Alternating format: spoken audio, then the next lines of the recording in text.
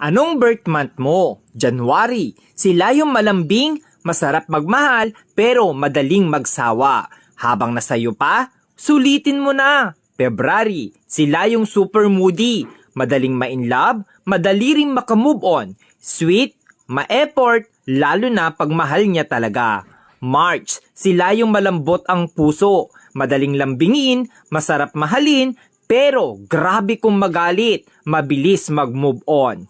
April, sila yung grabe magmahal, todo bigay, todo effort, tahimik pero mainitin ang ulo. Mahilig tumingin sa iba pero ikaw lang mahal niya. May, madaling mainis pero mabilis pasayahin. Maliit na effort mo, natutuwa na. Palaging may love life pero palaging niloloko. June, mahilig talaga mga liwa pero kapag nakita na niya yung taong mahal niya, loyal kung loyal yan.